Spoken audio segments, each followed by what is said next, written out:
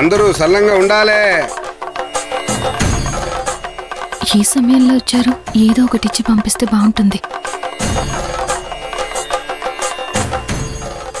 కంచి కామాక్షమ్మ పలుకు, మధుర మీనాక్షమ్మ పలుకు, కాశీ విశాలాక్షమ్మ పలుకు.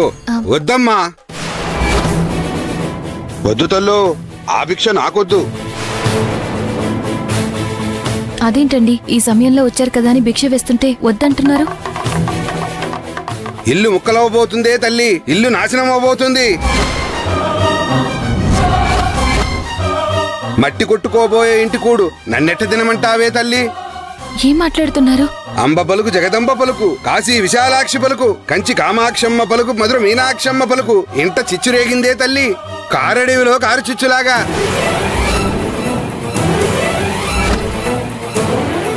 మనుషుల మధ్య బంధాలు కాలి బుగ్గైపోతాయే తల్లి. ప్రేమాభిమానాలు సచ్చి సున్నాలవుతాయి. అట్లాంటి ఈ ఇంటి ముద్ద తిని నేనేమి బాగుపడతానమ్మా? మరి ఇంత జరుగుతుందని చెప్తున్నారు, దానికి విరుగుడుగా ఏం చేయాలో చెప్పండి. నీ కర్మే తల్లి, రాసి పెట్టిన రాత మనుషుల చేత్తో తీసేది కాదు. కర్మ కన్నెర్ర చేస్తే రామయ్య అంతటి వాడే అడవుల పాలైపోయాడు తల్లి.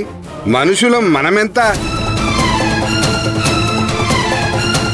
ఆ కర్మ ఎవరిని వదిలిపెట్టదు, దాని పని అది చేసుకుంటూ పోతుంది. అంబ పలుకు, జగదంబ పలుకు, అంబ పలుకు, జగదంబ పలుకు.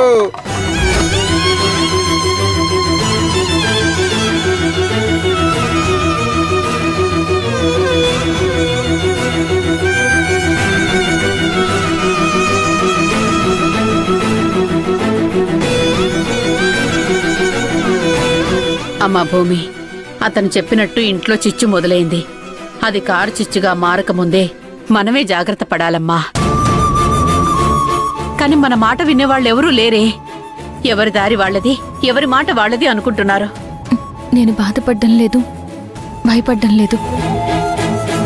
ప్రమాదం వస్తుంది అని తెలిసినప్పుడు భయపడ్డం కాదు, జాగ్రత్త పడాలత్తయ్య.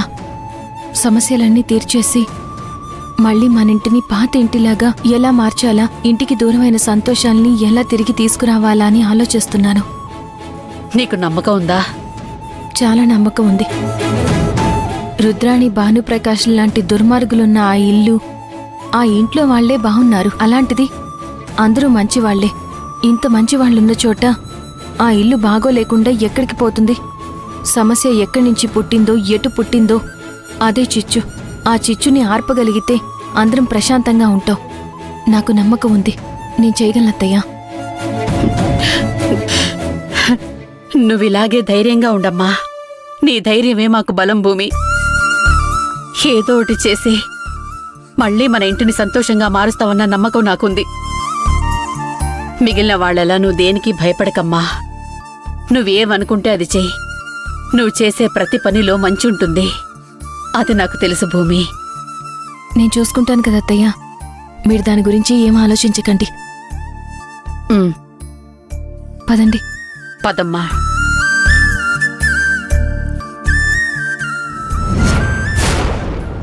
అరవింద్, అమ్మా అరవింద్, ఏమిద్రా? అరవింద్, అరవింద్, అరవింద్, నాన్న, అరవింద్, ఏమిద్రా? అరవింద్, అరవింద్, నాన్న, అరవింద్,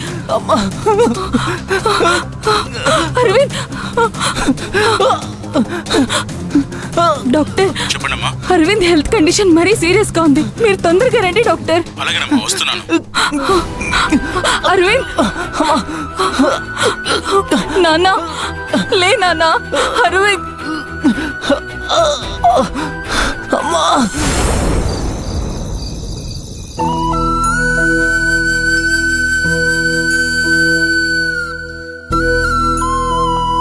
భగవంతుడా, అన్నీ బాగున్నాయి అనుకునే లోపే ఏదో ఒక అడ్డంకులు వస్తూనే ఉన్నాయి.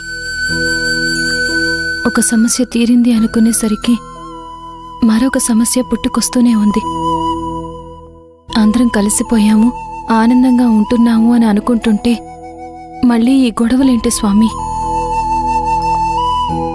ఈ ఇల్లు ముక్కలయ్యే పరిస్థితి రావడం ఏంటి?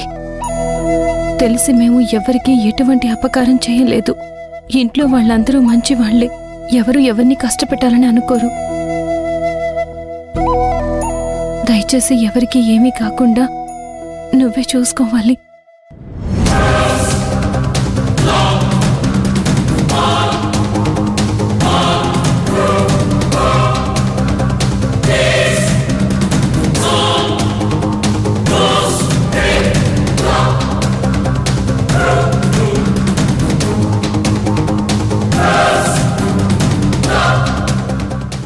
ఏంటి బావని నన్ను ఎలాగైనా విడదీసి ఎట్టి పరిస్థితుల్లోనూ వాళ్ళిద్దరిని బయటికి పంపించమని దేవుడికి దండం పెట్టుకుంటున్నావా? నువ్వు ఆలోచించినట్టుగా అందరూ ఆలోచిస్తారోనే అనుకోవద్దు. నీ బుద్ధి కూడా మార్చమని ఆ దేవుడికి దండం పెట్టుకుంటున్నాను. ఓహో, నా బుద్ధికేంటి? నేను నా భర్త సంతోషంగా ఉండాలి అనుకుంటాను. నా కుటుంబం సంతోషంగా ఉండాలి అనుకుంటాను. నన్ను బాధపెట్టిన వాళ్ళు మాత్రమే బాధపడాలి అని అనుకుంటాను. ఎవరు నిన్ను బాధ పెట్టారు? బాధలు నీకు నువ్వు కొని తెచ్చుకుంటున్నావు. దాన్ని అవతల వాళ్ళకి అంటగట్టి వాళ్ల మీద పగలు ప్రతీకారాలు అని రెచ్చిపోతుంటావు. ఈ కథలన్నీ నాకు చెప్పొద్దు భూమి. నీ మనసులో ఏముందో నాకు తెలుసు. ఇప్పుడు ఆ దేవుణ్ణి ఏం కోరుకుంటున్నావో కూడా నాకు తెలుసు. మమ్మల్ని విడదీయటం నీ వల్ల కాదు. అలేఖ్య, మాట్లాడుతుంటే చూస్తూ ఊరుకున్నాను కదా అనని నీ ఇష్టం వచ్చినట్టు మాట్లాడుకో. నేనెటువంటి దాన్నో నీకు బాగా తెలుసు.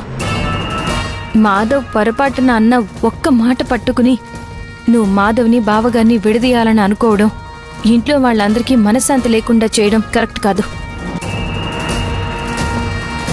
తను చేసిన తప్పుకి క్షమాపణ చెప్పాడు. తన తరపున నేను కూడా క్షమాపణ చెప్పాను. నిజంగా మనందరం సంతోషంగా ఉండాలి, ఈ ఇల్లు సంతోషంగా ఉండాలి అనుకునే దానివైతే ఈ విషయాన్ని అంతటితోనే వదిలేసేదానివి. నువ్వేం చేస్తున్నావు? మళ్ళీ మళ్ళీ బావగారికి ఆ మాట గుర్తు చేసి అన్నదమ్ముల్ని విడదీయాలని చూస్తున్నావు. కుటుంబాన్ని ముక్కలు చెక్కలు చేయాలని చూస్తున్నావు. ముక్కే అయ్యింది, ఇంకా చెక్కలు కాలేదు. అదే కదా నీకు కూడా కావాల్సింది. పద్ధతి కాదు అలేఖ్య. ఒక ఇంటికి కోడలుగా వచ్చావంటే ఆ ఇంటికి దీపం పెట్టాలి, ఆ ఇంటి పరువుని నిలబెట్టాలి, ఆ దీపంలో ఆ ఇంటి గౌరవం వెలగాలి అని కోరుకోవాలి. అంతేకాని చిన్నప్పటి నుంచి ఒకరంటే ఒకరికి ప్రాణంగా పెరిగిన అన్నదమ్ముల్ని విడదీయాలని అనుకోవడం కరెక్ట్ కాదు. ఇప్పటికైనా నీ బుద్ధి మార్చుకో. అందరూ బావుండాలి, అందులో నేను ఉండాలని అనుకుంటే అందరం సంతోషంగా ఉంటాం. నేను మాత్రమే బావుండాలి అని నువ్వు అనుకున్నంత కాలం నువ్వు బావుండవు. నీ చేష్టలకి ఈ ఇంట్లో వాళ్ళు కూడా బావుండరు.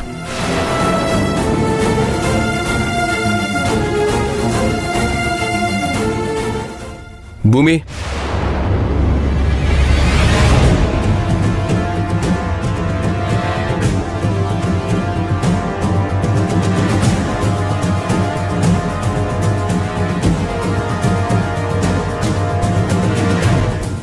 భూమి, ఇంత రాత్రప్పుడు నువ్వు ఇక్కడేం చేస్తున్నావు?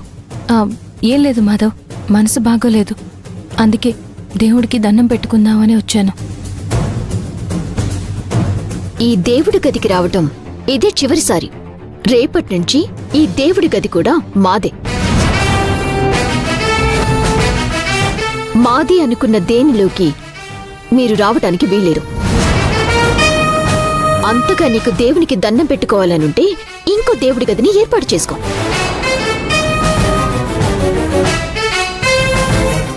మనుషుల్ని విడదీస్తావు అనుకుంటే దేవుణ్ణి కూడా విడదీస్తున్నావా? నేను చెప్పాల్సింది చెప్పాను. కాదని మళ్ళీ ఈ గదివైపు వస్తే నేను బావతోనూ మావి గారితోనూ మాట్లాడాల్సి వస్తుంది.